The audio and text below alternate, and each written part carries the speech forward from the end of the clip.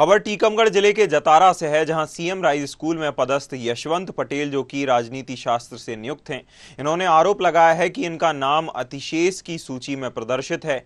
इसके अनुसार यशवंत पटेल दूसरी शाला में जाना चाहते थे, लेकिन काउंसलिंग 9 सितंबर को कराई गई थी, जिसमें यशवंत पटेल का नाम न होने पर जिला शिक्षा अधिकारी को अवगत कराया गया, तो उन्होंने अभिलेख देकर काउंसलिंग का अवसर दिया। वहां पर उपस्थित संकुल प्राचार्य ने बताया कि दीपा विश्वकर्मा का नाम है, लेकिन अभिलेखों के अनुसार वह गलत है। फिर भी अगली काउंसलिंग में दीपा विश्वकर्मा के पहुंचने को अवसर दिया गया। मानव अधिकार आयोग संगठन ने इस संबंध में कलेक्टर समेत शिक्षा मंत्री से सख्त कार्रवाई की मांग की है। मेरा नाम अतिशेष की सूची में था और इसमें सुविधा दी गई थी कि आप अन्य विद्यालय का चयन कर सकते हैं, तो मैं अन्य विद्यालय का चयन करना चाहता था। अब चूंकि हमारे प्राचार्य महोदय श्री एमएल अहिरवार जी ने हमारे नाम के स्थान पर श्रीमती दीपा विश्वकर्मा का नाम जोड़ दिया, जो अपात्र हैं, और हम जब उनका नाम सूची में नहीं था। हाँ, उनका नाम अतिशेष की सूची में नहीं था। अच्छा। जबकि उन्होंने उनको ही काउंसलिंग में बुलाया, और जब 9 तारीख को हम काउंसलिंग में गए तो वहां पर हमारी काउंसलिंग भी करवाई गई, हमसे सहमति पत्र भरवाया गया, लेकिन उपस्थिति पंजी पर हमसे हस्ताक्षर नहीं करवाए गए। श्री पटेल साहब ने मुझे आवेदन दिया। आवेदन में और दस्तावेजों से पूर्णतः सिद्ध होता है कि पटेल साहब अतिशेष में आ रहे हैं। क्योंकि दीपा विश्वकर्मा उनसे जूनियर रहे और उन्हें अतिशेष में नहीं आना चाहिए दस्तावेजों के अनुसार। अगर इन्हें उपस्थिति दी गई तो उसमें भी कुछ ना कुछ घपलेबाजी है। जब हमारे यहाँ बैठने के लिए 10 सीटें हैं और 11वीं आ गई, तो पहले अपनी व्यवस्था करें, फिर उसको ज्वाइन कराएं। ऐसी जो विसंगतियां हैं उसके लिए दोषी अधिकारियों को दंड मिलना चाहिए, और अगर दंड नहीं मिलता है तो मानव अधिकार सुरक्षा संगठन राष्ट्रीय स्तर पर। खबर मध्य प्रदेश के जतारा से है, जहां काउंसलिंग में नाम होने के बावजूद और अतिशेष सूची में भी नाम होने के बावजूद शिक्षक को पदस्थापना अन्य स्थान पर नहीं मिल रही है। जहां शिक्षक के नाम के स्थान पर अन्य किसी शिक्षक का नाम पर्ची में और सूची में डाल दिया गया, जिससे शिक्षक परेशान हो रहा है। इसी के साथ ही शिक्षक ने इस गड़बड़ी को लेकर जिला शिक्षा अधिकारी को अवगत कराया। इसके बावजूद भी जिला शिक्षा अधिकारी के ऑफिस और कार्यालय की ओर से अन्य शिक्षक दीपा विश्वकर्मा को काउंसलिंग के लिए दोबारा बुलाया गया। इस काउंसलिंग के बाद भी अब तक अतिशेष शिक्षक, जो कि अन्य स्थान पर अपनी पदस्थापना चाहता है, उसे ट्रांसफर नहीं मिल पाया है। खबर पर ज्यादा जानकारी के लिए हमारे साथ रमेश शर्मा, संवाददाता जतारा से फोन लाइन पर जुड़ गए हैं। रमेश, अतिशेष शिक्षक को पदोन्नति के बावजूद, माफ कीजिएगा, जो पदस्थापना है अन्य स्थान पर वह चाहिए, लेकिन अन्य किसी शिक्षक का नाम डाल देने की वजह से उनको अन्य स्थान पर ट्रांसफर नहीं मिल पा रहा है। क्या है पूरा मामला, और जो दीपा विश्वकर्मा हैं, इनका नाम उस सूची में कैसे आया? ये सर मैं बता दूं, पूरा मामला सीएम राइज स्कूल जतारा का है, जो विधानसभा क्षेत्र जतारा का है।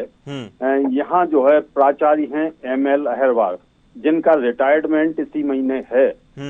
इसलिए ये जो है दखियानूसी अपना कानून चला रहे हैं। वैसे जो है पटेल करके हैं, यशवंत पटेल, इनका नाम जो है काउंसलिंग के लिए आयुक्त लोक शिक्षण संचालनालय मध्य प्रदेश की सूची में आया था, जिसको दरकिनार करके अपने आप दीपा विश्वकर्मा की काउंसलिंग करा ली गई और उसका आदेश भी जारी हो गया है। परंतु जो जायज आदमी था यशवंत पटेल, जिसका जो नियम कानून के तहत आता है, उसका अभी तक नहीं हो पाया है। और इसके बाद जब जो मीडिया के सामने आया यशवंत पटेल, तब ये मामला उछला और न्यूज हॉर्न ने प्रथम दृष्टया बहुत शानदार तरीके से कवरेज करते हुए खबर दिखाई, जिससे बौखलाकर यशवंत पटेल को प्राचार्य द्वारा एक नोटिस जारी किया गया है, जिसमें जो है दुनिया के नियम कानून बताते हुए आपके विरुद्ध ये करेंगे, ये कार्रवाई प्रस्तावित की जाएगी, ऐसा लिखा हुआ है सर। जो कि नियम विरुद्ध कार्रवाई, तो जो आपने बताया कि एमएल अहिरवार जो कि जिनका सेवानिवृत्त होने वाले हैं, उनकी ओर से नियम कानून का डर दिखाकर उन शिक्षक को अपना जो आवाज उठा रहे हैं वह आवाज को दबाने का भी प्रयास किया जा रहा है। जैसा आप जिला शिक्षा अधिकारी को भी इसमें शिकायत दर्ज कराई गई थी, जिला शिक्षा अधिकारी का क्या कहना है? जिला शिक्षा अधिकारी से मिलने के लिए मैं परसों टीकमगढ़ गया हुआ था, परंतु कुछ भी कहने से उन्होंने मना कर दिया था। उन्होंने कहा था कि जो है काउंसलिंग आवेदक ने अपने दस्तावेज दिखाए थे वो सही थे, दीपा विश्वकर्मा का अपनी जगह गलत था, परंतु जो है उसकी काउंसलिंग 9 तारीख को करवा ली गई थी, लेकिन उसका आदेश भोपाल से आना है, आज आएगा, अब कब आएगा ये नहीं बता पाएंगे सर। भोपाल से तो आदेश आना है, लेकिन जो दस्तावेज इनको दिए गए थे, आपने बताया कि लोक संचालनालय में इनके नाम का आदेश निकला था, उनके जो दस्तावेज हैं जब अधिकारियों को दिखाए जाते हैं, उच्चाधिकारियों के पास जाते हैं, तो उनकी ओर से क्या कह के टाल दिया जाता है? ये सर एक मिली जुली तिकड़ी है, जिसकी वजह से टीकमगढ़ जिले में जहां भी किसी भी कार्यालय में जाओ इसी तरह से बातें होती हैं और आम जनता परेशान होती रहती है, कोई काम नहीं होते हैं पब्लिक के। तो उसी ढर्रे में ये भी जो है सीएम राइज स्कूल भी उसी मामले पर चल रहा है, कोई पूछने वाला नहीं है, कोई सुनने वाला नहीं है सर। रमेश जी, जो यशवंत पटेल हैं जो अपना ट्रांसफर चाहते हैं शिक्षक, वो अब इस स्थिति में क्या करने का उनकी ओर से रणनीति बनाई गई है? चूंकि जो अहिरवार हैं, एमएल अहिरवार हैं, उनकी ओर से उन्हें नियमों का डर भी दिखाया गया है, तो ऐसे में आगे उनकी क्या रणनीति है? उन्होंने साफ तौर पर कहा है कि यदि हमें न्याय नहीं मिलता है तो हम न्यायालय को जाने को बाध्य होंगे।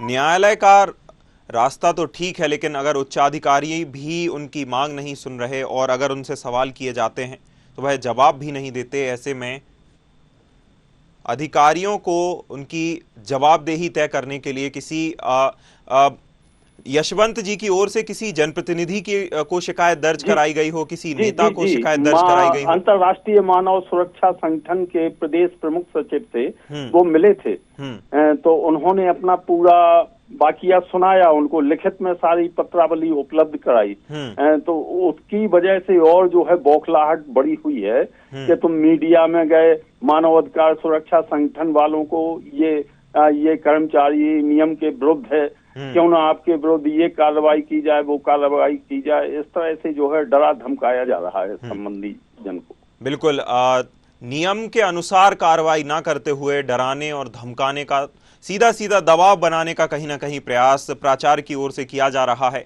देखना होगा कि मामले में आगे क्या निकलकर सामने आता है, क्या तथ्य निकलकर सामने आते हैं। हम आपसे जानकारी लेते रहेंगे। रमेश जी, बहुत शुक्रिया अहम जानकारी के लिए, हमारे साथ जुड़ने के लिए।